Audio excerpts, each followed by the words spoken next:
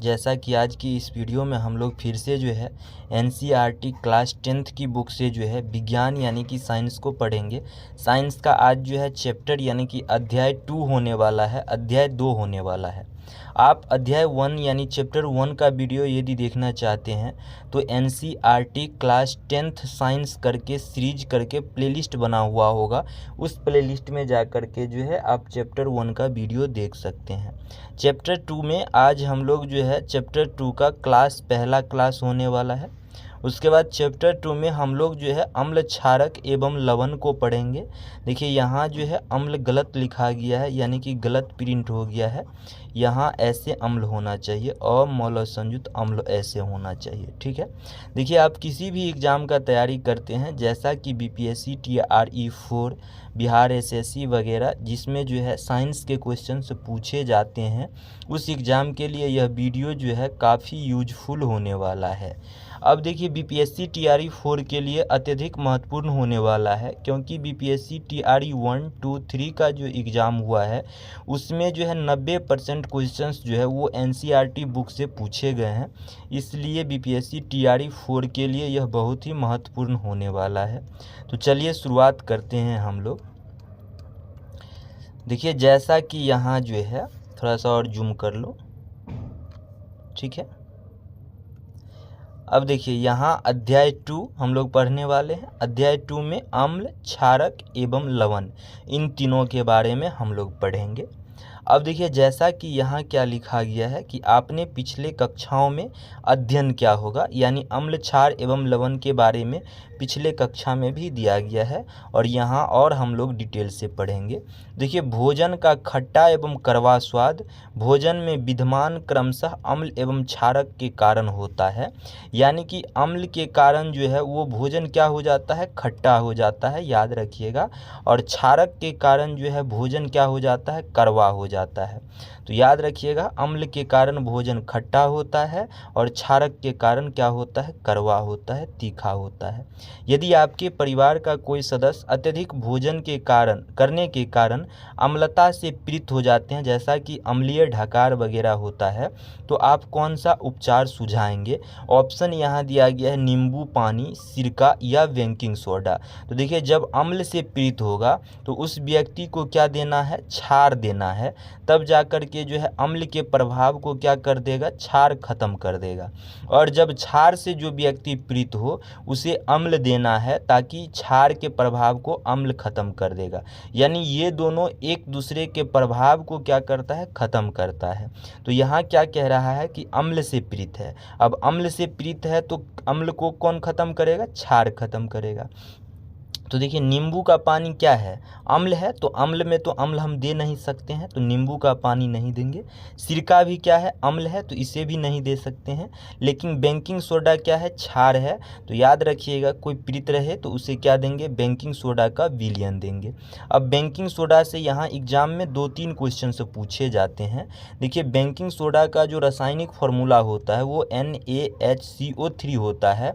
इसी baking soda को क्या कहते हैं, सोडियम बाइकार्बोनेट भी कहते हैं, ठीक है। सोडियम बाइकार्बोनेट कहते हैं, बाइकार्बोनेट कहते हैं, याद रखिएगा। और इसी को खाने वाला सोडा भी कहते हैं, ठीक है। तो याद रखिएगा बेकिंग सोडा का रासायनिक फार्मूला कुछ इस तरह होता है।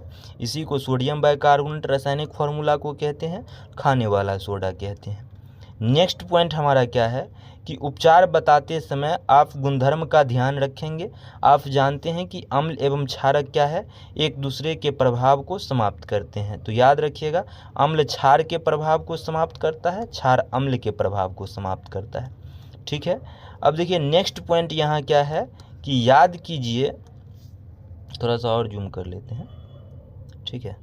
अब देखिए यहाँ क्या है कि याद कीजिए कि कैसे हमें बिना स्वाद चखे ही खट्टे एवं कड़वे पदार्थ की जांच की थी हमने, यानी यह 9th क्लास की बात करा जा रहा है, 8 9th क्लास की।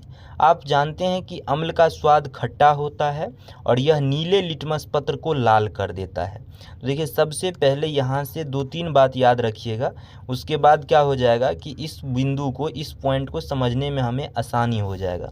एक ट्रिक याद रखिएगा आप, ABR, ठीक है, और दूसरा ट्रिक याद रखिएगा BRB, ठीक है ना। अब देखिए ए से क्या हो जाएगा, एसिड हो जाएगा, उसके बाद बी से क्या हो जाएगा, बेस हो जाएगा, बेस यानी कि क्षार हो जाएगा, ठीक है। अब एसिड को क्या कहते हैं, अम्ल कहते हैं। अब देखिए यहाँ बी से क्या हो जाएगा, ब्लू हो जाएगा यानी कि नीला हो जाएगा, आर से रेड यानी कि लाल हो जाएगा, यहाँ आर से रेड हो जाएगा और यहाँ बी से ब्लू हो जाएगा। अब देखिए क्या होगा कि अम्ल जो होगा ना वो ब्लू लिटमस पत्र को यानी नीला लिटमस पत्र को क्या कर देगा, लाल लिटमस में चेंज कर देगा, यानी ABR ट्रिक याद रखिएगा। और बेस यानी कि क्षार जो है लाल लिटमस पत्र को नीला लिटमस पत्र में क्या कर देगा, चेंज कर देगा। तो यह 2 पॉइंट याद रखिएगा, 2 ट्रिक यहाँ से याद रखिएगा। उसके बाद देखिए हम लोग इसे कैसे आसानी से पढ़ लेंगे, समझ लेंगे। अब देखिए क्या कहता है कि अम्ल का स्वाद क्या होता है, खट्टा होता है, ठीक है। अब यह नीले लिटमस पत्र को क्या कर देता है, लाल कर देता है, यानी कि ABR याद रखना है। ए से एसिड, अब बी से ब्लू हो जाएगा, आर से रेड, यानी कि एसिड क्या करता है, ब्लू यानी नीले लिटमस पत्र को क्या करता है, लाल कर देता है, जैसा कि दिया गया है। अब देखिए जबकि क्षारक को स्वाद क्या होता है, कड़वा होता है, यानी क्षार का स्वाद कड़वा होता है, एवं लाल लिटमस पत्र को क्या कर देता है, नीला कर देता है। क्या करता है क्षार, लाल लिटमस पत्र को यानी कि BRB यानी बी से बेस, आर से क्या हो जाएगा रेड और बी से ब्लू, यानी क्षार जो है लाल लिटमस पत्र को क्या कर देता है, नीला कर देता है, जैसा कि यहाँ बुक में दिया गया है। अब देखिए लिटमस जो हम लोग पढ़ रहे थे, तो याद रखिएगा कि लिटमस क्या है। लिटमस जो है एक प्राकृतिक सूचक होता है। इस लिटमस क्या है, प्राकृतिक सूचक है, जिसके कारण जो है हम लोग क्या करते हैं, अम्ल और क्षार की जो है पता करते हैं, ठीक ना। तो याद रखिएगा लिटमस क्या है, एक प्राकृतिक सूचक है, जिसके माध्यम से हम लोग अम्ल एवं क्षार की जानकारी लेते हैं, पता करते हैं, टेस्ट करते हैं। अब देखिए इसी प्रकार हल्दी, जिसे टर्मेरिक कहते हैं, यह भी क्या है, एक प्राकृतिक सूचक ही है, अम्ल और क्षार का ही, ठीक ना। तब चलिए नेक्स्ट पॉइंट क्या है, याद रखिएगा 2 पॉइंट यहाँ से, लिटमस और क्या कहते हैं, हल्दी, दोनों क्या है, प्राकृतिक सूचक है। अब नेक्स्ट पॉइंट हमारा क्या है यहाँ कि क्या आपने कभी ध्यान दिया है कि श्वेत कपड़े पर लगे सब्जी के दाग पर जब क्षारकीय प्राकृतिक वाला साबुन रगड़ते हैं तब उस धब्बे का रंग क्या हो जाता है, भूरा लाल हो जाता है। देखिए श्वेत कपड़े पर क्या होता है, जब सब्जी का दाग लगता है ना, जब क्या होता है कि थोड़ा सा साइड कर लेते हैं। देखिए श्वेत कपड़ा है, ठीक है, अब इस पर जब दाग लगता है तो दाग का कलर कैसा होता है, पीला होता है। और यह पीला किसके कारण होता है, तो हल्दी के कारण पीला दाग लगता है, ठीक है। तो जब हल्दी के कारण पीला दाग लगता है तो क्या करते हैं, क्षारकीय प्राकृतिक वाला साबुन, यानी साबुन का प्राकृतिक क्या होता है, क्षारकीय गुण होता है साबुन में। तो जब हम उस पीले कलर पर यानी उस कपड़ा के पीले धब्बे पर क्या करते हैं, साबुन को यानी कि क्षार गुण वाले पदार्थ को रगड़ते हैं, तो उसका कलर कैसा हो जाता है, भूरा और लाल हो जाता है। कैसा हो जाता है, भूरा और लाल हो जाता है। यानी हम कह सकते हैं कि हल्दी जो है, हल्दी में जब हम क्षारकीय गुण के पदार्थ को देंगे, यानी कि हल्दी में क्या करेंगे, हम क्षार को मिलाते हैं, तो क्या हो जाएगा, इसका कलर जो है क्या हो जाएगा, नीला, सॉरी इसका कलर कैसा हो जाएगा, जब हम हल्दी में क्या कहते हैं, क्षार को मिलाएंगे तो लाल और भूरा हो जाएगा, ठीक ना। तो याद रखिएगा हल्दी में जब आप क्षार को मिलाएंगे तो उसका कलर क्या हो जाएगा, लाल और भूरा हो जाएगा। और इसी हल्दी में जब हम अम्ल को मिलाएंगे तो उसका कलर कैसा रहेगा, पीला ही रहेगा, यानी कि हल्दी के कलर पर कोई फर्क नहीं पड़ेगा। तो ठीक है, याद रखिएगा यहाँ से। अब देखिए लेकिन कपड़े को अत्यधिक जल से धोने के पश्चात वह फिर से पीले रंग का हो जाता है, ठीक है। उसके बाद देखिए नेक्स्ट पॉइंट क्या है, अम्ल एवं क्षार की जाँच के लिए आप संश्लेषित यानी कि सिंथेटिक सूचक का भी प्रयोग कर सकते हैं। तो देखिए संश्लेषित, सिंथेटिक मतलब क्या होता है, यह प्राकृतिक नहीं, यह कृत्रिम होता है, यानी कि हम लोग जिसे बनाते हैं उसे कृत्रिम कहते हैं, और जो क्या कहते हैं प्राकृतिक में उपलब्ध है उसे क्या कहते हैं, प्राकृतिक कहते हैं। तो संश्लेषित मतलब कृत्रिम, यानी हम लोग इसे निर्माण करते हैं, तो यह भी सूचक है। तो इसमें कौन कौन से सूचक है, मेथिल ऑरेंज सूचक एक है और एक फिनोप्थिलीन है। ये दोनों किस प्रकार का सूचक है, तो संश्लेषित सूचक है, यानी कि कृत्रिम सूचक है। ठीक है। अब देखिए मेथिल ऑरेंज से जो है एसिड पर क्या प्रभाव पड़ता है। देखिए मेथिल ऑरेंज जो होता है, थोड़ा सा इस सब को इरेज कर लेते हैं तो और क्या हो जाएगा, आसान होगा लिखने में थोड़ा सा। ठीक है,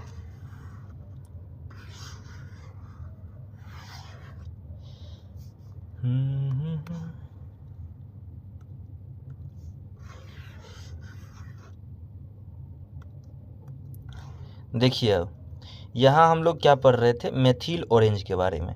तो मेथिल ऑरेंज जो है वो जब हम एसिड को क्या करता है, मेथिल ऑरेंज और एसिड को मिलाते हैं तो वो क्या करता है, मेथिल ऑरेंज जो है लाल कर देता है, मेथिल ऑरेंज को एसिड लाल कर देता है। ठीक है ना, एसिड मेथिल ऑरेंज को क्या करता है, लाल कर देता है। लेकिन फिनोप्थलीन का पर एसिड डालने से जो है ना, फिनोप्थनील पर एसिड डालने से उसका कलर पर कोई भी प्रकार का प्रभाव नहीं पड़ता है। यानी कि फिनोप्थलीन का जैसा कलर होता है उसी तरह का कलर रह जाता है। तो याद रखिएगा कि मेथिल ऑरेंज जो है पर एसिड डालने से उसका कलर लाल हो जाता है और फिनोप्थलीन पर क्या होता है, कोई प्रभाव नहीं पड़ता है। एक बात याद रखिएगा। उसके बाद दूसरा बात, यहाँ क्षार से क्या प्रभाव पड़ता है। तो देखिए मिथाइल ऑरेंज जिसे मेथिल ऑरेंज यानी मिथिल ऑरेंज को क्षार क्या कर देता है, पीला कर देता है, और फिनोप्थलीन को क्षार क्या कर देता है, गुलाबी कर देता है। तो याद रखिएगा मेथिल ऑरेंज को क्षार पीला करता है, फिनोप्थलीन ऑरेंज को क्षार क्या करता है, गुलाबी कर देता है। लेकिन मेथिल ऑरेंज को एसिड लाल ही करता है और फिनोप्थलीन पर जो है एसिड का कोई प्रभाव नहीं पड़ता है। तो ये 3-4 पॉइंट क्या करिएगा, याद रखिएगा।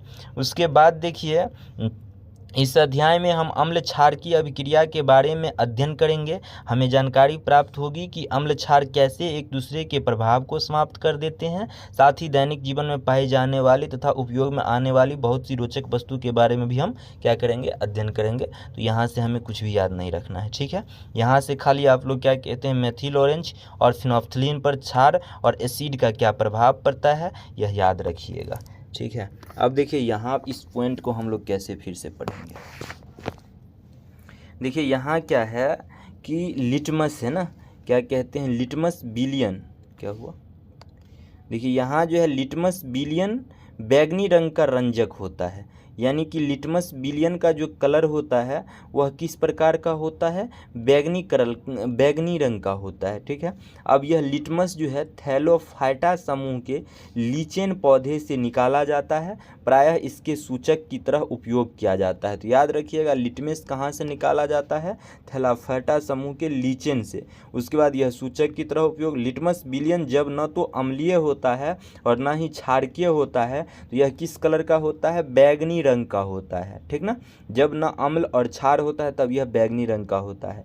बहुत सारे प्राकृतिक पदार्थ जैसे लाल पत्ता गोभी, हल्दी, हाइड्रेंजिया, पिटूनिया एवं जेरोनियम जैसे कई फूलों की रंगीन पंखुड़ियाँ किसी विलयन में अम्ल एवं क्षारक की उपस्थिति को सूचित करते हैं। इन्हें अम्ल क्षारक सूचक या कभी कभी केवल सूचक कहते हैं।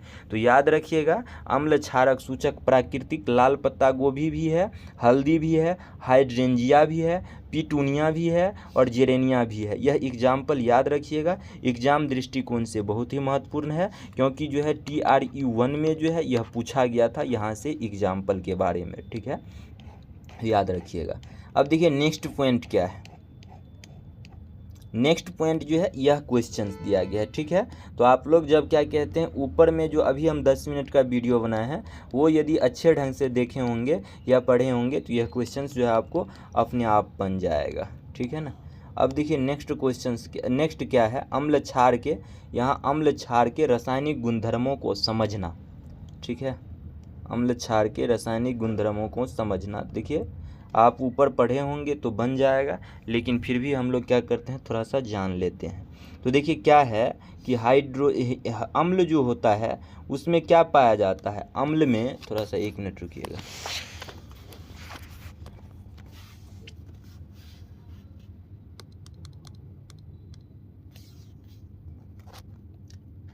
अम्ल में जो है वो हाइड्रोजन जो है अनिवार्य रूप से पाया जाता है। ठीक है, लेकिन क्षार में जो है क्या पाया जाता है, OH पाया जाता है। ठीक है, याद रखिएगा हाइड्रा ऑक्साइड पाया जाता है।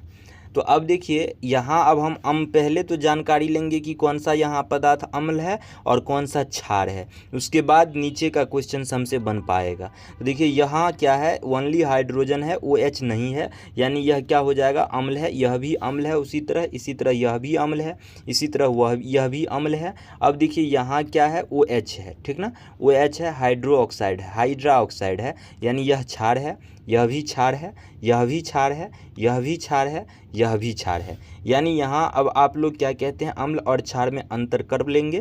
तो अब देखिए ऊपर में जो है 2-4 पॉइंट वो अम्ल दिया, नीचे में क्षार दिया है। अब हमें कह रहा है कि क्या कि यह बिलियन की एक बूंद वाच ग्लास में बारी बारी से रखिए एवं सारणी के अनुसार निम्नलिखित सूचक में उसकी जाँच कीजिए। अब कह रहा है क्या, अम्ल और क्षार जो है दोनों को बारी बारी से जो है नमूना लेकर के जाँच करने के लिए कहा जा रहा है। तीसरा पॉइंट क्या है कि अगर हम लाल लिटमस पत्र पर जो है डाले तो क्या होगा। तो देखिए हम अभी पढ़े थे ना जस्ट कि ABR एक पढ़े थे और एक क्या पढ़े थे, BRB पढ़े थे। A मतलब एसिड हो जाएगा और क्या कहते हैं B मतलब ब्लू और क्या BLUE ब्लू, उसके बाद R मतलब रेड। मतलब एसिड क्या करता है, लाल लिटमस पत्र को जो ब्लू यानी नीला लिटमस पत्र को लाल कर देता है, तो यहाँ नीला लिटमस पत्र दिया गया है, तो इस नीला लिटमस पत्र को एसिड क्या कर देगा, लाल कर देगा। उसके बाद देखिए क्या है कि लाल लिटमस पत्र को फिर क्या कर देगा, लाल लिटमस पत्र को नीला कर देगा, कौन कर देगा, ये बेस यानी कि क्षार कर देगा। उसके बाद फिनोफ्थलीन दिया गया है और मेथिल ऑरेंज दिया गया है, तो मेथिल ऑरेंज को एसिड क्या करेगा, लाल कर देगा। इसी मेथिल ऑरेंज पर बेस का कैसा प्रभाव रहेगा, मेथिल ऑरेंज जो है बेस को जो है यानी मेथिल ऑरेंज को जो है बेस यानी कि क्षार पीला कर देगा। उसके बाद देखिए फिनोफ्थलीन दिया है, तो इस फिनोफ्थलीन पर एसिड का कोई प्रभाव नहीं पड़ता है और बेस का कैसा प्रभाव पड़ता है, इस फिनोफ्थलीन को बेस क्या कर देगा, गुलाबी कर देगा। ठीक है, तो ऐसे करके आप जो है इस क्वेश्चन को जवाब दे सकते हैं और यहाँ कहा जा रहा है सारणी में लिखने के लिए, तो लिख सकते हैं।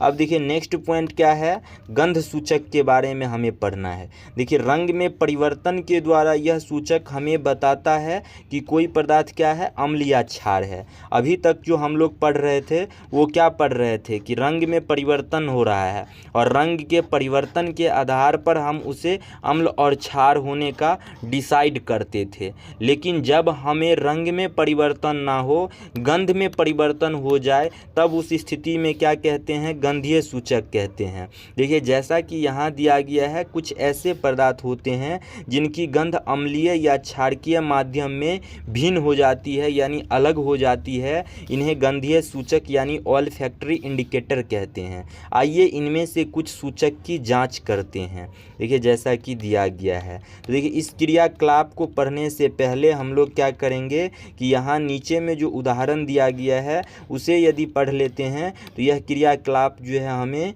ऑटोमेटिक बन जाएगा, समझ में आ जाएगा। देखिए यहाँ क्या है कि आपके प्रक्षेपण के आधार पर वेनिला, यह 3 पॉइंट यहाँ से अनिवार्य है याद रखना एग्जाम दृष्टिकोण से। एक तो वेनिला याद रखना है, एक प्याज याद रखना है, एक लौंग का तेल याद रखना है। ये तीनों क्या है, गंधीय सूचक है। ठीक है, अभी तक हम लोग जो पढ़ रहे थे वो किस प्रकार की सूचक पढ़ रहे थे, रंग के आधार पर जो सूचक हो रहा था उसे पढ़ रहे थे, लेकिन अब गंध के आधार पर पढ़ेंगे तो उसे क्या कहेंगे, गंधीय सूचक। तो वेनिला क्या है, गंधीय सूचक है, प्याज क्या है, गंधीय सूचक है और लौंग के तेल क्या है, गंधीय सूचक है। देखिए इन तीनों के द्वारा जो है हम लोग अब कैसे पता करेंगे कि कौन सा पदार्थ अम्ल है और कौन सा पदार्थ क्षार है। तो देखिए यहाँ थोड़ा सा ध्यान दीजिएगा क्या होता है। देखिए वेनिला, प्याज और लौंग का तेल, इन तीनों में अम्ल में गंध चेंज नहीं होता है। ठीक है, जब हम इस वेनिला पर, प्याज पर या लौंग के तेल पर अम्ल को डालते हैं तो इसका गंध जैसा पहले था, प्याज का गंध तीखा होता है तो तीखा ही रह जाएगा अम्ल डालने पर। अब वेनिला का गंध जैसा था वैसा ही रहेगा, लौंग के तेल का भी गंध जैसा था वैसा ही रहेगा। कब, जब हम अम्ल डालते हैं। तो इससे हम पता कर सकते हैं कि यह क्या है, अम्ल है। उसके बाद जब हम इसी पर वेनिला और प्याज और लौंग की तेल पर छार डालते हैं तो छार डालने से क्या होता है, इनका गंध जो है पूर्णतः समाप्त हो जाता है। तो याद रखिएगा, इनका गंध, जैसा कि प्याज का गंध तीखा होता है, लेकिन जब हम छार डाल देंगे तो वह तीखा क्या हो जाएगा, पूर्णतः ख़त्म हो जाएगा, समाप्त हो जाएगा। तो कुछ इस तरह जो है हम लोग गंधीय सूचक का एग्जाम्पल भी याद रखेंगे। अब नेक्स्ट पॉइंट क्या है, यहाँ जो है क्या दिया गया है, अम्ल क्षारक और धातु के साथ कैसे अभिक्रिया करते हैं। तो इस क्रियाकलाप को समझने से पहले यहाँ जो डायग्राम दिया गया है उस डायग्राम को हम लोग समझ लेंगे, उसके बाद इस क्रियाकलाप को आसानी से समझ पाएंगे। देखिए क्या है इस डायग्राम में, कि इस डायग्राम में जो है एक स्टैंड रखा गया है। इस स्टैंड के बाद जो है यहाँ ये जो है एक जो है ना प्रखनली रखा गया है। इस प्रखनली में क्या डाला गया है, जिंक डाला गया है ना। उसके बाद इसी प्रखनली में जिंक के साथ साथ क्या डाला गया है, सल्फ्यूरिक अम्ल यानी H2SO4 डाला गया है। क्या क्या डाला गया है, जिंक डाला गया। उसके बाद इसमें क्या H2SO4 डाला गया।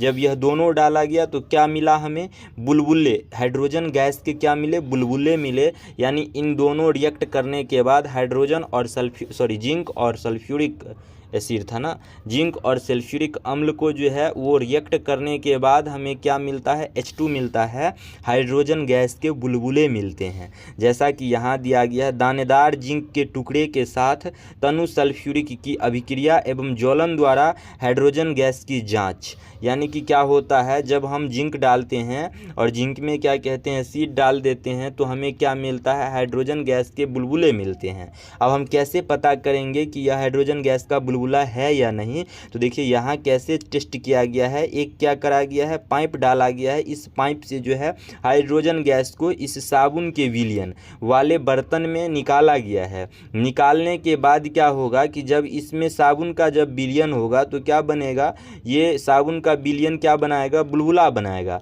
अब जब बुलबुला बनाता है तो इस बुलबुला में जो है हम लोग क्या करें हैं कि हाइड्रोजन गैस को भी क्या करें हैं, प्रवाह करवाए हैं, निकलवाए हैं एक नली के माध्यम से। तो यह हाइड्रोजन गैस इस बुलबुला में आएगा और बुलबुला के माध्यम से जो है हाइड्रोजन गैस, यदि इस मोमबत्ती को जलाते हैं और जब बुलबुला के सामने रखते हैं तो यह बुलबुला यदि फटफट की ध्वनि के साथ निकलेगा, आवाज़ करेगा, मोमबत्ती के सामने जलेगा, तो समझा जाएगा कि यह जो है क्या है, हाइड्रोजन गैस है। यदि फटफट की आवाज़ के साथ यह बुलबुला नहीं जलता है तो हम क्या समझेंगे कि हाइड्रोजन गैस नहीं है। तो याद रखिएगा कि हाइड्रोजन गैस का टेस्ट कैसे करा गया है। आप यदि अब क्या कहते हैं इस क्रियाकलाप को पढ़ेंगे तो आपको जो है वो ऑटोमेटिक जो है वो क्या बन जाएगा, क्वेश्चंस का आंसर मिल जाएगा। अब देखिए यहाँ और डिटेल में दिया गया है इसका क्या, कि ध्यान दीजिएगा कि ऊपर दी गई अभिक्रिया में धातु अम्ल हाइड्रोजन परमाणु का हाइड्रोजन गैस के रूप में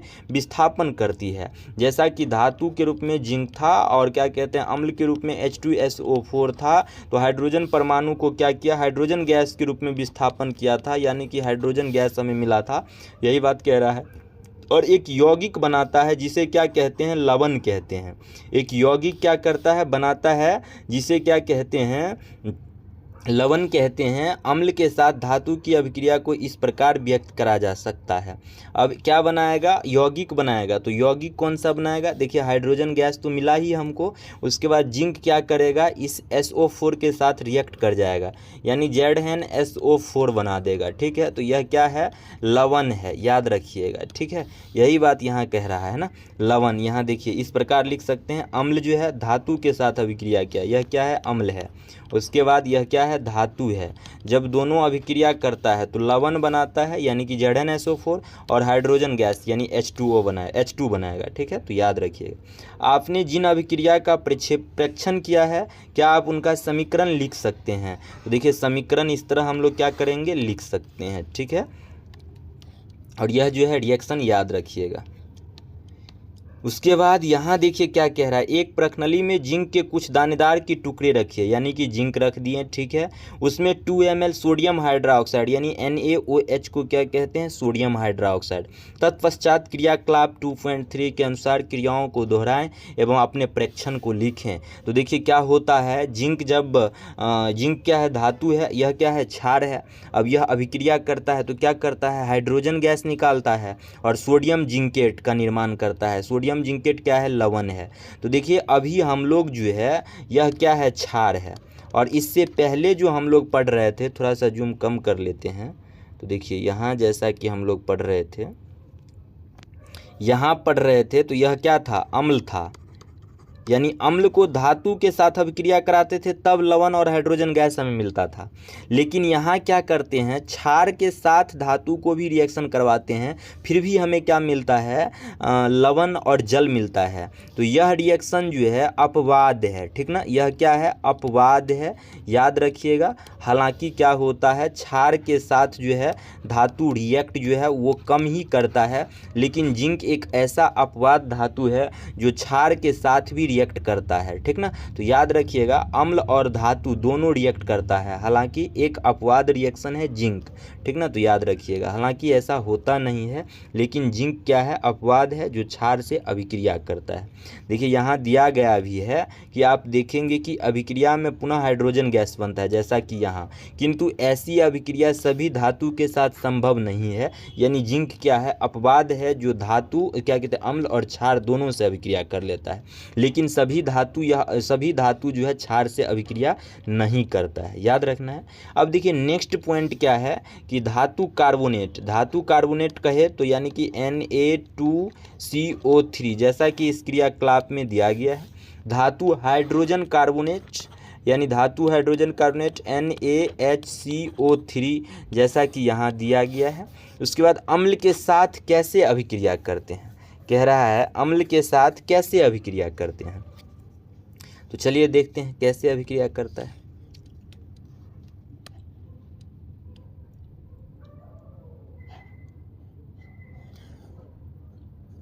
अब देखिए यहाँ क्या कह रहा है, थोड़ा सा कम कर दे जूम आउट।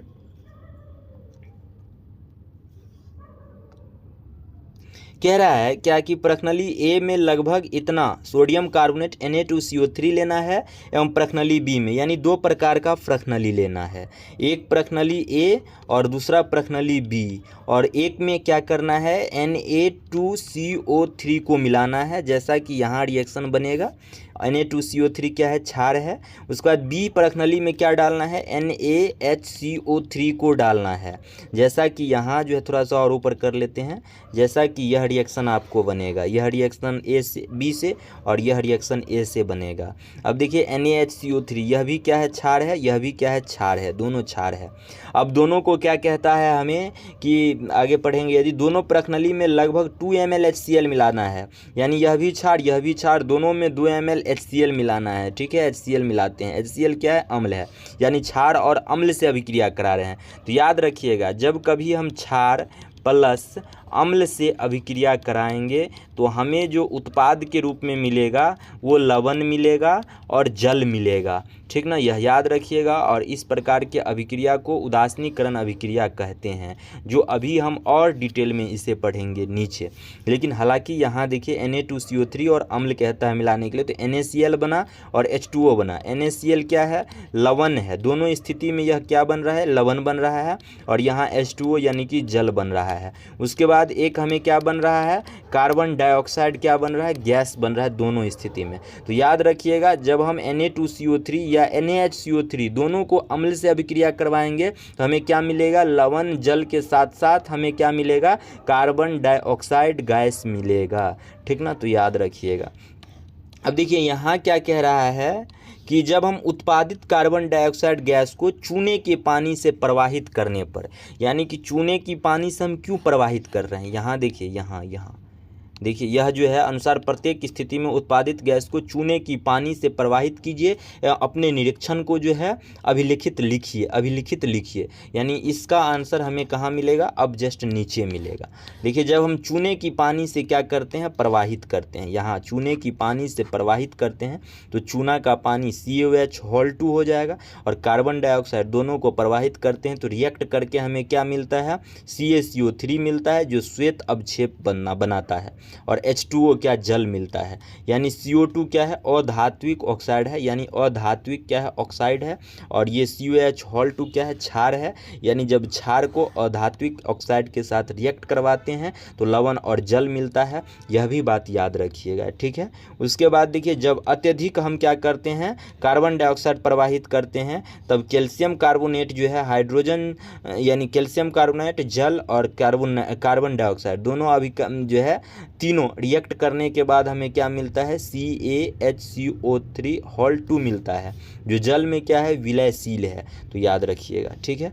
अब देखिए नेक्स्ट पॉइंट हमें यहाँ क्या दिया गया है, इस चैप्टर में खाली क्या करना है, ये रिएक्शन वगैरह याद रखना है, रिएक्शन को समझना है कि ये धात्विक ऑक्साइड है या अधात्विक ऑक्साइड है, इस फॉर्मूला को याद रखना है। ऑटोमेटिक अपने आप जो है आप रिएक्शन लिख सकते हैं। जब NCERT को 1-2 बार पढ़िएगा, फॉर्मूला याद रखिएगा, कौन सा धात्विक ऑक्साइड है, कौन सा अधात्विक ऑक्साइड है, इन सब बातों पर ध्यान दीजिएगा तो खुद से क्या कर सकते हैं, रिएक्शन को लिख सकते हैं।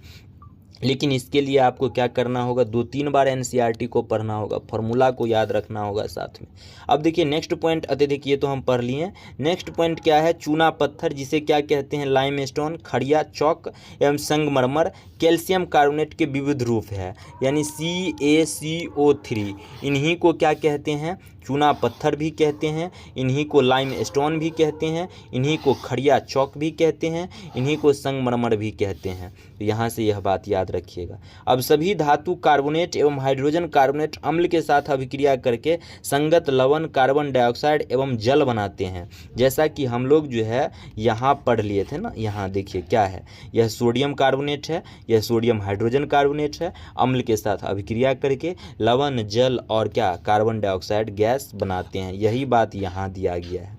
देखिए यहाँ दिया गया है कि धातु कार्बोनेट यानी Na2CO3, धातु हाइड्रोजन कार्बोनेट NaHCO3, ठीक है। यह अभिक्रिया करेगा किससे, अम्ल से, करने के बाद लवण बनाएगा, लवण कार्बन डाइऑक्साइड और साथ में जल बनाएगा, ठीक है। यह रिएक्शन, यह अभिक्रिया याद रखिएगा कुछ इस तरह। 2-3 बार NCERT को पढ़िएगा, खुद ऑटोमेटिक अपने आप जो है रिएक्शन आप लिख लीजिएगा। उसके बाद नेक्स्ट पॉइंट 2.1.4 में क्या दिया गया है, अम्ल एवं क्षारक परस्पर कैसे अभिक्रिया करते हैं, अब हम लोग जानेंगे। अब देखिए क्या कह रहा है क्रियाकलाप 2.6 में कि प्रखनली में लगभग 2 ml NaOH का घोल लीजिए एवं उसमें 2 बूंद फिनोल्फ्थालीन विलयन डालिए। देखिए NaOH क्या है, क्षार है। क्षार क्यों है, क्योंकि OH लगा हुआ है। अब देखिए क्या कह रहा है, फिनोल्फ्थालीन डालने के लिए जब हम NaOH क्षार में फिनोल्फ्थालीन को डालेंगे तो उसका कलर विलयन का क्या हो जाएगा, गुलाबी हो जाएगा। जैसा कि हम लोग जो है गुलाबी क्यों होगा, इन सब बारे में जो है हम लोग ऊपर में अभी पढ़ चुके हैं इसके बारे में। तो याद रखिएगा कि जब हम क्षार में फिनोल्फ्थालीन डालते हैं तो क्या होता है, कलर गुलाबी होता है। तो यहाँ पूछ रहा है विलयन का रंग क्या होगा, तो गुलाबी हो जाएगा। नेक्स्ट पॉइंट क्या है कि इस विलयन में 1-1 बूंद तनु HCl विलयन मिलाइए। अब देखिए यह विलयन तो बन गया है, अब इस विलयन में HCl को मिलाएंगे। जब HCl को मिलाएंगे क्षार में तो क्या हो जाएगा, HCl को जब हम क्षार में मिलाएंगे यानी फिनोल्फ्थालीन वाला विलयन है तो फिनोल्फ्थालीन का कलर कैसा रहेगा, अपरिवर्तित होगा। फिनोल्फ्थालीन का कलर अम्ल क्या करता है, अपरिवर्तित करता है, ठीक ना। क्या अभिक्रिया मिश्रण के रंग में कोई परिवर्तन आया है। अब नेक्स्ट पॉइंट, अम्ल मिलाने के बाद फिनोल्फ्थालीन का रंग क्यों बदल गया। अम्ल मिलाने के बाद फिनोल्फ्थालीन का रंग क्यों बदल गया, अम्ल मिलाने के बाद कह रहा है फिनोल्फ्थालीन का रंग क्यों बदल गया। उसके बाद कह रहा है अब उपरोक्त मिश्रण में NaOH की कुछ बूंद मिलाइए। अब जब हम इसी मिश्रण में फिर से NaOH था, HCl था, NaOH फिर मिलाते हैं तो क्या होगा, अब HCl का जो है प्रभाव खत्म कर देगा, ठीक है ना। देखिए अम्ल मिलाने के बाद फिनोल्फ्थालीन का रंग इसलिए बदल गया क्योंकि पहले क्षार था तो गुलाबी था, लेकिन जब हम अब क्या किए, अम्ल मिला दिए तो अम्ल के कारण क्षार का प्रभाव क्या हुआ, खत्म हो गया, जिस वजह से जो है फिनोल्फ्थालीन का रंग चेंज हुआ। यहाँ से इस क्वेश्चन का जवाब उपरोक्त मिश्रण में NaOH की कुछ बूंद मिलाइए। ठीक है, इसमें NaOH का मिलाते हैं तब फिनोप्सिल पुनः क्या हो जाता है, गुलाबी रंग का हो जाता है। क्योंकि देखिए अब यहाँ यह अम्ल जो था क्षार के प्रभाव को ख़त्म करके अम्ल का प्रभाव बचा था, इस अम्ल में फिर से NaOH मिला देते हैं। तो जब फिर से NaOH मिलाते हैं यानी कि यह NaOH क्या है, क्षार है, यानी फिर से क्षार मिलाते हैं तो इसका कलर क्या हो जाएगा, गुलाबी हो जाएगा। याद रखना है आपके विचार में ऐसा क्यों होता है। तो देखिए यहाँ दिया गया है ऐसा क्यों होता है, ठीक ना। देखिए कह रहा है उपरोक्त क्रियाकलाप में हमने परीक्षण किया कि अम्ल द्वारा क्षार को प्रक्षेपित प्रभाव तथा क्षार द्वारा अम्ल का प्रभाव समाप्त हो जाता है। अभिक्रिया को इस प्रकार लिख सकते हैं, जैसा कि NaOH क्या है, क्षार है, उसके बाद यह HCl क्या है, अम्ल है। अब यह दोनों अभिक्रिया करता है तो NaCl यानी कि लवण बनाता है और H2O यानी कि जल बनाता है। यानी क्षार और अम्ल जब अभिक्रिया करता है तो लवण और क्या करता है, जल बनाता है। तो याद रखना है इससे, जैसा कि यहाँ अम्ल एवं क्षार की अभिक्रिया के परिणाम स्वरूप लवण तथा जल प्राप्त होते हैं तथा इसे अभिक्रिया को उदासीनीकरण अभिक्रिया कहते हैं। तो याद रखिएगा जब क्षार और अम्ल अभिक्रिया करेगा तो लवण और जल बनाएगा और इस प्रकार के अभिक्रिया को उदासीनीकरण अभिक्रिया कहते हैं। अब देखिए नेक्स्ट पॉइंट यहाँ क्या है, नेक्स्ट पॉइंट अम्ल के साथ धात्विक ऑक्साइड की अभिक्रिया करवाएंगे। ठीक है, अब देखिए धात्विक ऑक्साइड का अभिक्रिया कैसे होगा। देखिए बीकर में क्या कह रहा है, कॉपर ऑक्साइड, और यह कॉपर ऑक्साइड क्या है, धात्विक ऑक्साइड है। ठीक है, धात्विक क्या है, ऑक्साइड है। अब देखिए कॉपर ऑक्साइड हम ले लिए, ठीक है, इसके अनुसार हिलाते हुए उसमें धीरे धीरे तनु हाइड्रोक्लोरिक अम्ल यानी कि अम्ल मिला दिए। ठीक है, अब यह क्या है, धात्विक ऑक्साइड है और इसमें अम्ल मिला दिए। तो अम्ल और धात्विक ऑक्साइड जब हम मिलाते हैं CuO यानी कॉपर ऑक्साइड में जो है HCl को मिलाते हैं तो हमें कॉपर क्लोराइड मिलता है यानी लवण मिलता है और जल मिलता है साथ में। यानी जब हम क्या करते हैं धात्विक ऑक्साइड में अम्ल को मिलाते हैं तो हमें क्या मिलता है, यहाँ पूछा जा रहा है। तो हमें क्या मिलता है, हमें क्या मिलेगा, कह रहा है कहाँ, सबसे पहले धीरे धीरे तनु हाइड्रोक्लोरिक अम्ल मिलाते हैं तो हमें यह लवण और जल मिला। लेकिन यहाँ कह रहा है विलयन के रंग पर ध्यान दीजिए। तो विलयन का रंग, अब विलयन यह बना ना, तो अब विलयन का रंग क्या हो जाएगा, नीला हरित हो जाएगा। यानी हम अभी पढ़ेंगे क्या होता है डिटेल में किताब में। तो देखिए नीला हरित हो जाता है, विलयन बनने के बाद यह बनता है, तो यह विलयन का रंग नीला हरित हो गया। कॉपर ऑक्साइड का क्या हुआ, तो कॉपर ऑक्साइड क्या हो गया, घुल गया। यह क्या हुआ, घुल गया। ठीक ना, याद रखना है, घुल गया। अब देखिए जैसा कि यहाँ दिया गया है सारी बात, आप देखेंगे कि विलयन का रंग थोड़ा सा कम क्या करते हैं, जूम कर लेते हैं, सॉरी। ठीक है, अब देखिए यहाँ दिया गया है कि आप देखेंगे कि विलयन का रंग नीला हरित हो जाएगा, विलयन बना उसका रंग नीला हरित एवं कॉपर ऑक्साइड घुल जाता है। विलयन का नीला हरित रंग अभिक्रिया में कॉपर क्लोराइड के बनने के कारण होता है। अब आपके मन में क्वेश्चन बनेगा कि विलयन का रंग नीला हरित क्यों हो गया। इसलिए हो जाता है क्योंकि कॉपर ऑक्साइड HCl में घुलकर जो कॉपर क्लोराइड बनाता है तो इस कॉपर क्लोराइड के कारण नीला हरित हो जाता है विलयन का रंग। ठीक है, याद रखिएगा। उसके बाद धातु ऑक्साइड एवं अम्ल के बीच होने वाली सामान्यतः अभिक्रिया को इस प्रकार लिख सकते हैं, यानी जब कभी भी धातु ऑक्साइड और अम्ल के साथ अभिक्रिया होगा तो लवण और जल बनाएगा, याद रखिएगा। ठीक है, अब नेक्स्ट पॉइंट यहाँ से क्या दिया गया है कि अब उपरोक्त अभिक्रिया के लिए समीकरण लिखकर इसे संतुलित कीजिए। क्षारक एवं लवण की अभिक्रिया के सामने ही धात्विक ऑक्साइड अम्ल के साथ अभिक्रिया करके लवण एवं जल प्रदान करते हैं, अतः धात्विक ऑक्साइड को क्षारकीय ऑक्साइड भी कहते हैं।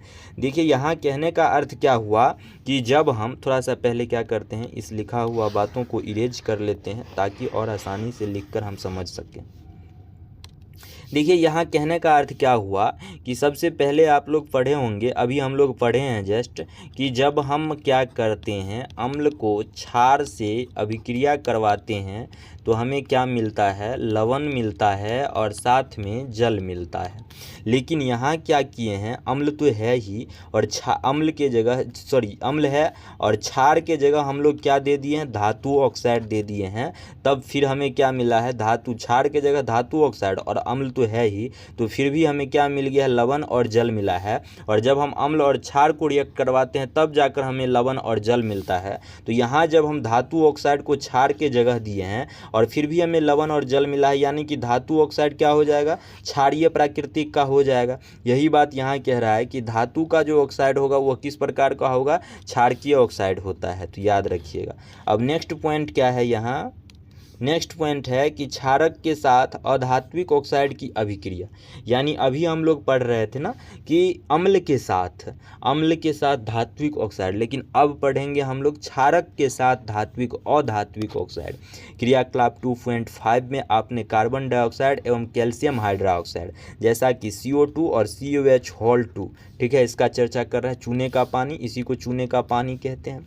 अब CO2 क्या है, यह अधात्विक ऑक्साइड है, यह क्या है, अधात्विक ऑक्साइड है, ठीक है। और CaOH2 क्या है, यह क्षार है, यह क्या है, लवण है, और यह क्या है, जल है। अब देखिए, जब अधात्विक ऑक्साइड को क्षार से अभिक्रिया करवाते हैं तो लवण और जल हमें मिलता है ना। वही बात यहाँ देखिए दिया गया है, कैल्शियम हाइड्रोक्साइड जो एक क्षारक है, जैसा कि यहाँ अब कार्बन डाइऑक्साइड के साथ अभिक्रिया करके लवण एवं जल का निर्माण करता है। चूँकि यह क्षारक एवं अम्ल के बीच होने वाली अभिक्रिया के समान है, अतः हम निष्कर्ष निकाल सकते हैं कि अधात्विक ऑक्साइड अम्लीय प्राकृतिक होती है। यानी देखिए क्या होता है कि जब हम अम्ल और क्षार का अभिक्रिया करवाते हैं तब जाकर के हमें लवण और जल मिलता है, लेकिन यहाँ हम क्या किए हैं, क्षार और अधात्विक ऑक्साइड का अभिक्रिया करवाए हैं, यानी अम्ल के जगह हम अधात्विक ऑक्साइड दिए हैं, तो क्या हुआ है, हमें लवण और जल मिला है। यानी अधात्विक ऑक्साइड का प्राकृतिक, इसका मतलब क्या रहा होगा, अम्लीय रहा होगा। इसलिए तो याद रखिएगा, अधात्विक ऑक्साइड का प्राकृतिक कैसा होता है, अम्लीय होता है, और धात्विक ऑक्साइड जो होता है, धात्विक ऑक्साइड, उसका प्राकृतिक कैसा होता है, तो क्षारकीय होता है। तो अब याद कैसे रखिएगा, भूल जाइएगा। देखिए अ से क्या होता है, अम्लीय होता है, ठीक है, तो याद रखिएगा अ से अम्लीय, और जो बचा वह क्या हो जाएगा, क्षारकीय। अ से अम्लीय मतलब अ से अधात्विक ऑक्साइड, अ से अम्लीय, यानी अधात्विक ऑक्साइड अम्लीय प्राकृतिक गुण का और धात्विक ऑक्साइड क्षारीय प्राकृतिक गुण का, ठीक है। तो आज के लिए हम लोग यहीं तक रहने देते हैं, क्योंकि वीडियो क्या हो जाएगा, काफ़ी लंबा हो जाएगा। आज अभी तक में 41 मिनट का वीडियो बन चुका है, ठीक है। और फिर यहाँ से आगे हम लोग नेक्स्ट क्लास में यानी क्लास 2 में देखेंगे।